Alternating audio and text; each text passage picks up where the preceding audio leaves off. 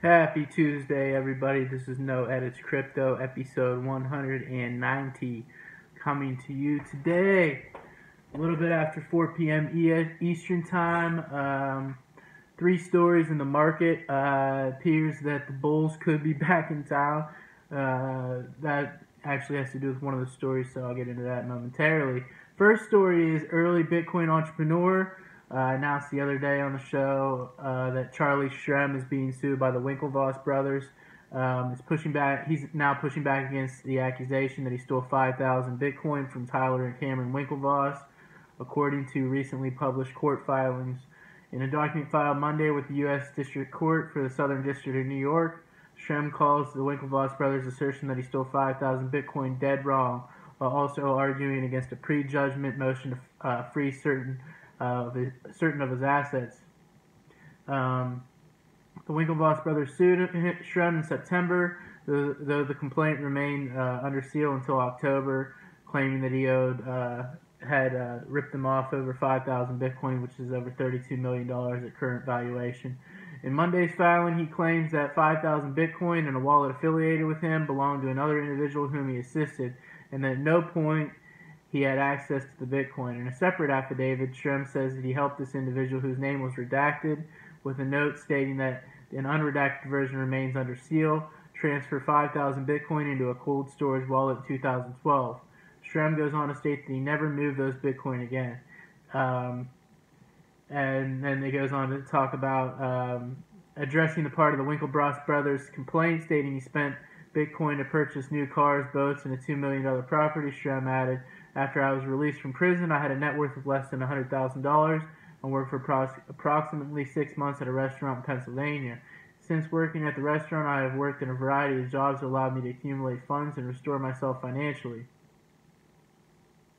He went on to say that the claims, despite suggestions to the claims that he hasn't paid back the $950,000 that he owed federal authorities as part of the 2014 guilty plea for running an unlicensed money transmitting business, that he had worked to pay some of that back so far. So Charlie Shrem just can't seem to catch a break these days. I'm not really sure what's going on here.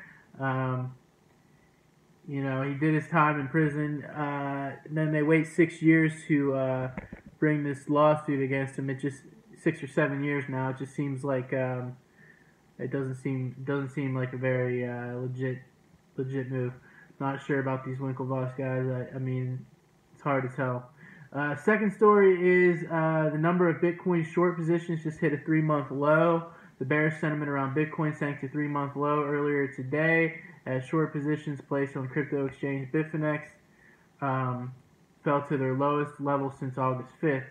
The number of short positions dropped to 21,434, which represents a 33% drop in the past 8 days alone. During the same time, longs, or positions that are betting on an increase in Bitcoin's price, also witnessed a notable increase of 10%, the current number of which, 24,410, marks a 3-week high. Very interesting if anyone is watching the price right now of major cryptos, including Bitcoin, which is obviously the first one. It seems to be on the move right now, and Ethereum also seems to be really making some moves. It's up over $18 the last couple days, but more on that momentarily. And the last story today is Morgan Stanley shows strong institutional investment for Bitcoin. This is out of Cointelegraph. On October 31st, multinational investment bank and financial services company Morgan Stanley released their latest report on Bitcoin. The report, entitled Update Bitcoin, Cryptocurrencies, and Blockchain, stated that Bitcoins and altcoins have constituted a new institutional investment class since 2017, which I actually wrote about in my book that came out recently, all about how in the very near future, more and more people are going to view cryptocurrencies as a new investment class of their own. Many already are the smart early adopters. In comparison to Morgan Stanley's 2017 report on Bitcoin, their 2018 outlook is bullish. The report contains an overview of both how Bitcoin has evolved and how its investment purpose has changed through its existence. Morgan Stanley analysts also touched upon the recent stablecoin trend and both central bank and regulator reactions to Bitcoin for the last 6 months. The report also listed several shortcomings that persist with Bitcoin, such as energy consumption, which is a non-issue, and a lack of robust regulatory framework. Analysts have revealed about the surprising change in funding flowing into the sector, along with an increasing trend for crypto-type futures. So, just every day, another story of the banks world over, finally admitting that they're dipping their hands into the cryptocurrency and blockchain environment. Into the market, Bitcoin up 0.28% at $6,480. Ethereum up 3.68% after a strong day yesterday. It's up again today at $218.20. Bitcoin Cash really making moves, up over $150 the last few days now, last 3 or 4 days. Up 8.98% today after double digits in the positive the last couple of days. Up $610.12, or up to the valuation is $610.12 for Bitcoin Cash. EOS up 3.86%, $5.68. Litecoin up 2.69%, $55.08. Ethereum Classic up 3.37%, $9.80. Dash up 3.05%, $170.78. Neo up 2.68%, $16.93.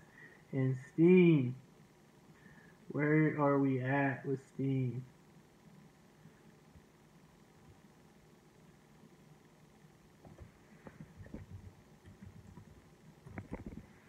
Steam currently at 77.7 cents. So Steam hasn't made a lot of moves yet, which is interesting because it typically comes up, I've noticed, a few hours after the rest of the market makes their move, which is kind of nice if you're following one of these cryptocurrencies that you can make that move into that you can make the move after you see the other ones make theirs.